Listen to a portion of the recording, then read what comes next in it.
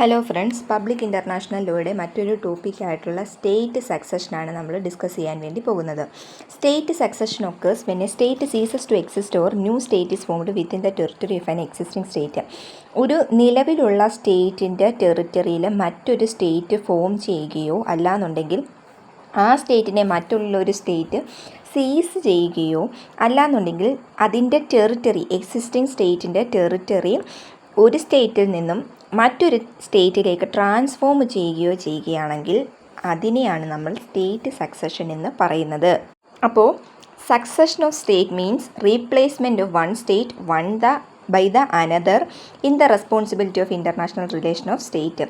ഒരു സ്റ്റേറ്റിൻ്റെ ഒരു സ്റ്റേറ്റിനെ മറ്റൊരു സ്റ്റേറ്റ് ഇവിടെ റീപ്ലേസ് ചെയ്യുകയാണ്. അതിനെയാണ് നമ്മൾ പറയുന്നത് സ്റ്റേറ്റ് സക്സഷൻ എന്ന് പറയുന്നത്. അപ്പോൾ ഒരു സ്റ്റേറ്റിൻ്റെ റൈറ്റും ലയബിലിറ്റീസ് ഒരു ഇൻ്റർനാഷണൽ സ്റ്റേറ്റിനെ മറ്റൊരു ഇൻ്റർനാഷണൽ സ്റ്റേറ്റ് ടേക്ക് ചെയ്യുമ്പോൾ അവിടെ റൈറ്റ് ആൻഡ് ലയബിലിറ്റീസ് എല്ലാം ഒരു സ്റ്റേറ്റിൽ നിന്ന് മറ്റൊരു സ്റ്റേറ്റിലേക്ക് പാസ്സാകുകയാണ് ചെയ്യുന്നത്. ഇനിയും സ്റ്റേറ്റ് സക്സഷൻ്റെ ലോ എന്ന് പറയുന്നത് ഇതുവരെയായിട്ടും ഡെവലപ്പ് ആയിട്ടില്ല. When one state the place of another state the question of succession of right and duties to the new state would arise. അപ്പോൾ ഇവിടെ ഇതുവരെയായിട്ടും അതിനൊരു നിയമം ഡെവലപ്പായി വരാത്തിടത്തോളം അങ്ങനെ ഒരു സ്റ്റേറ്റിനെ മറ്റൊരു സ്റ്റേറ്റ് എടുത്തു കഴിയുമ്പോൾ അവിടെ ഒരു ക്വസ്റ്റ്യൻ വരികയാണ്. ഈ റൈറ്റ് ആൻഡ് ലയബിലിറ്റിയുമായിട്ട് ബന്ധപ്പെട്ടൊരു ക്വസ്റ്റ്യൻ എറൈസ് ആകും. ഇനി succession of right and obligation to the new state depend upon various circumstances and type of succession. ഈ റൈറ്റ് ആൻഡ് ലയബിലിറ്റീസ് സക്സഷൻ്റെ ന്യൂ സ്റ്റേറ്റ് ഇങ്ങനെ ഇത് ചെയ്ത് കഴിയുമ്പോൾ അവിടെ വരുന്ന റൈറ്റും ഒബ്ലിഗേഷൻസും ഒക്കെ ഡിപ്പെൻഡ് ചെയ്തിരിക്കുന്നത് പല സാഹചര്യങ്ങൾ, അതുപോലെ ഏത് തരത്തിലുള്ള സക്സഷനാണ് അവിടെ നടന്നിരിക്കുന്നത് എന്നൊക്കെ നോക്കിയിട്ടാണ്. ഇനി രണ്ട് തരത്തിലുള്ള സക്സഷനുണ്ട്. യൂണിവേഴ്സൽ സക്സഷനും ഉണ്ട്, പാർഷ്യൽ സക്സഷനും ഉണ്ട്. അതിൽ യൂണിവേഴ്സൽ സക്സഷൻ എന്ന് പറയുന്നത് ഒരു സ്റ്റേറ്റിനെ when state is completely merged with another state, മറ്റൊരു സ്റ്റേറ്റുമായിട്ട് കംപ്ലീറ്റ്ലി മേർജ് ആവുകയാണ്. രണ്ടാമത്തെ സാഹചര്യം എന്ന് പറയുന്നത് അത് യൂണിവേഴ്സൽ സക്സഷനാണ്. രണ്ടാമത്തേന്ന് പറയുന്നത് ഒരു സ്റ്റേറ്റ് ബ്രേക്കായി പല ഭാഗങ്ങളാകുകയും അതിലെ ബ്രേക്കായ ഓരോ ഭാഗങ്ങളും സെപ്പറേറ്റ് ഇൻ്റർനാഷണൽ പേഴ്സൺസ് ആയിട്ട് മാറുന്നു. ഇനി പാർഷ്യൽ സക്സഷൻ എന്ന് പറയുന്നത് എങ്ങനെയാണ്? When a part of the state revolt, ഒരു സ്റ്റേറ്റിൻ്റെ ഒരു ഭാഗം റിവോൾട്ട് ഉണ്ടാക്കുന്നു, എന്നിട്ട് അവർക്ക് ഫ്രീഡം അച്ചീവ് ചെയ്തതിന് ശേഷം എന്താകുകയാണ്? സെപ്പറേറ്റ് ഇൻ്റർനാഷണൽ പേഴ്സണായിട്ട് മാറുകയാണ്. അതിൻ്റെ ഒരു എക്സാമ്പിളാണ് പാകിസ്ഥാനിൽ നിന്നും ബംഗ്ലാദേശ് സെപ്പറേറ്റായി മാറിയത് പാർഷ്യൽ സക്സഷൻ എക്സാമ്പിളാണ്. രണ്ടാമത്തെ കണ്ടീഷൻ എന്ന് പറയുന്നത് when a part of the state is ceded to another state, ഒരു സ്റ്റേറ്റിൻ്റെ ഒരു ഭാഗം വിട്ടുകൊടുക്കുകയാണ്. ഓക്കെ, ഇത് രണ്ടുമാണ്. അപ്പോൾ രണ്ട് തരത്തിലാണ് സക്സഷൻ, യൂണിവേഴ്സൽ സക്സഷനും പാർഷ്യൽ സക്സഷനും. ഇനി right and duties arising out of state succession, state സക്സഷനിൽ നിന്നും ഉണ്ടാകുന്ന റൈറ്റ്സും ഡ്യൂട്ടീസും.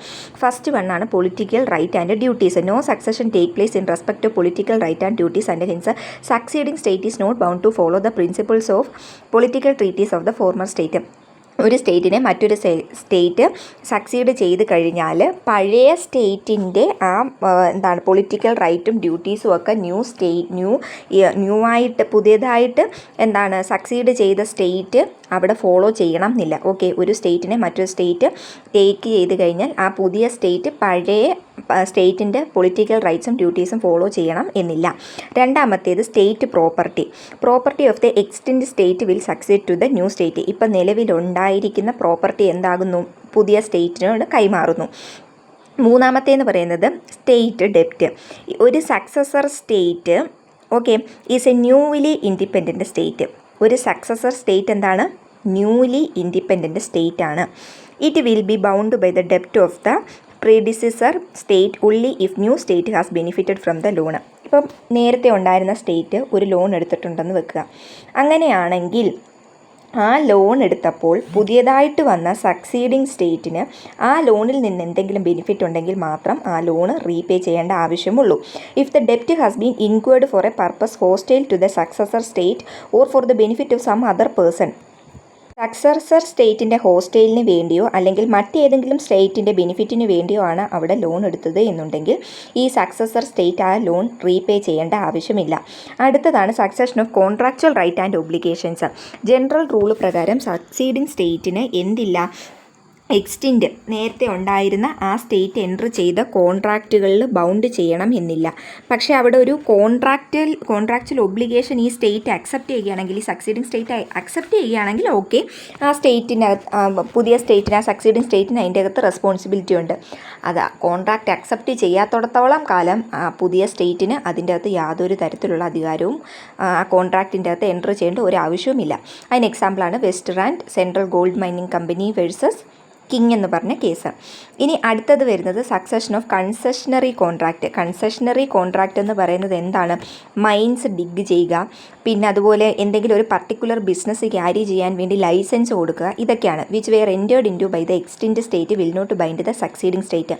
എക്സ്റ്റെൻഡ് ആയിട്ടുള്ള നേരത്തെ ഉണ്ടായിരുന്ന സ്റ്റേറ്റ് പിന്നെ ഇതിലൊക്കെ എൻറ്റർ ചെയ്യാൻ വേണ്ടിയുള്ള ഇത് കൊടുത്തിട്ടുണ്ട് എന്നുണ്ടെങ്കിൽ അത് സക്സീഡിങ് സ്റ്റേറ്റിന് എന്തല്ല, ബൈൻഡിങ് ആയിരിക്കത്തില്ല. അതിന് എക്സാമ്പിളാണ് Premji bar versus union of India എന്ന് പറഞ്ഞ കേസ്. ഈ കേസിൻ്റെ അകത്ത് പെറ്റീഷണർ എന്ന് പറയുന്നത് പോർച്ചുഗീസ് ടെറിട്ടറിയിലെ ഒരു സിറ്റിസൺ ആയിരുന്നു.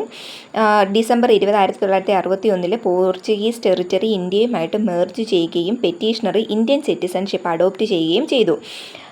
പിന്നെ അതിനുശേഷം പോർച്ചുഗീസ് ടെറിട്ടറി ഇന്ത്യയുമായിട്ട് മെർജ് ചെയ്യുന്നതിന് 3 മാസം മുൻപേ പെറ്റീഷണർ ഗുഡ്സ് ഒരു 10 lakh pound വരുന്ന ഗുഡ്സ് ഇമ്പോർട്ട് ചെയ്യുന്നതിന് വേണ്ടി ഒരു ലൈസൻസ് ഒബ്റ്റെയിൻ ചെയ്തിട്ടുണ്ടായിരുന്നു.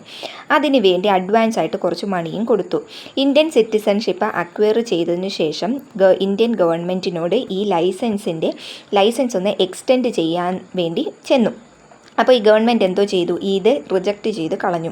അപ്പോൾ ഇയാൾ എന്തോ ചെയ്തു, സുപ്രീം കോടതിയെ അപ്രോച്ച് ചെയ്തു, അയാളുടെ ഫണ്ടമെൻ്റൽ റൈറ്റ് വയലേറ്റ് ചെയ്തെന്നും പറഞ്ഞുകൊണ്ട്. സുപ്രീം കോർട്ട് ഇവിടെ ഹെൽഡ് ചെയ്തത് that the residence of territory did not carry with them the right when they possess the subject of the ex sovereign. The new sovereign is free to determine whether the period of license is to be extend or not. അപ്പോൾ ഇയാൾക്ക് നേരത്തെ licence obtain ചെയ്യാനുള്ള ഒരു ഇത് കൊടുത്തിരുന്നത് പണ്ട് Portuguese ടെറിട്ടറിയിലായിരുന്ന സമയത്താണ്. ഇപ്പോൾ ആ പോർച്ചുഗീസ് ടെറിട്ടറി എന്തായി, ഇന്ത്യയിലോട്ട് മാറി. അപ്പോൾ ഇന്ത്യൻ ഗവൺമെൻറ്റിന് തീരുമാനിക്കാം ആ ലൈസൻസ് എക്സ്റ്റെൻഡ് ചെയ്ത് കൊടുക്കണോ വേണ്ടയോ എന്ന്. ഇന്ത്യൻ ഗവൺമെൻറ്റിന് അത് മുന്നോട്ട് കൊടുക്കാൻ താല്പര്യമില്ലെങ്കിൽ കൊടുക്കേണ്ട ആവശ്യമില്ല, അവിടെ ഫോഴ്സ് ചെയ്യാനൊന്നും കഴിയത്തില്ല.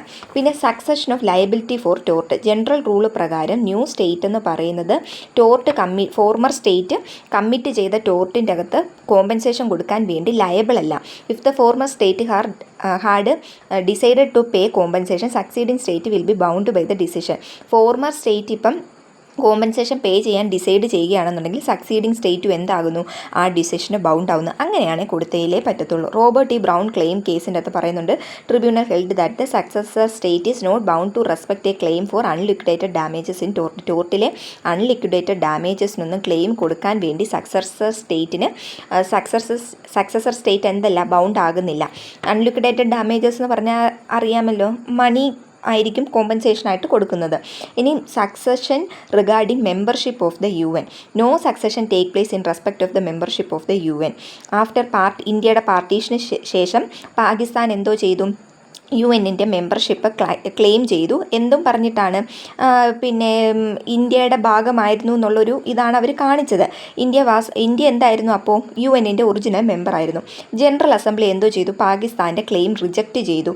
എന്നിട്ട് പാകിസ്ഥാൻ ഈ മെമ്പർഷിപ്പിന് വേണ്ടി ഒന്നും കൂടെ അപ്ലൈ ചെയ്തു. അപ്പോഴെന്തോ ചെയ്തു, പാകിസ്ഥാനെ UN മെമ്പറായിട്ട് അക്സെപ്റ്റ് ചെയ്തു. അപ്പോൾ സക്സഷൻ എന്ന് പറയുന്നത് ഈ UN-ൻ്റെ മെമ്പർഷിപ്പിലൊന്നും എന്ത് ചെയ്യത്തില്ല, പോകത്തില്ല. ഇപ്പോൾ ഒരു സ്റ്റേറ്റിന് മെമ്പർഷിപ്പ് ഉണ്ടെന്ന് വെക്കുക, UN-ലെ മെമ്പർഷിപ്പ് ഉണ്ട്, ആ സ്റ്റേറ്റിനെ മറ്റൊരു സ്റ്റേറ്റ് സക്സീഡ് ചെയ്തു എന്നും പറഞ്ഞുകൊണ്ട് ആ പുതിയ സ്റ്റേറ്റിന് എന്ത് പോകത്തില്ല, ഈ പറഞ്ഞിട്ടുള്ള UN-ൻ്റെ മെമ്പർഷിപ്പ് കിട്ടത്തില്ല. അപ്പോൾ ഇത്രയും കണ്ടീഷനാണ് സ്റ്റേറ്റ് സക്സഷൻ്റെ അകത്ത് പറയുന്നത്. വീഡിയോ ഇഷ്ടപ്പെട്ടെങ്കിൽ ലൈക്ക് ചെയ്യുക, ഷെയർ ചെയ്യുക, സബ്സ്ക്രൈബ് ചെയ്യുക. Okay, thank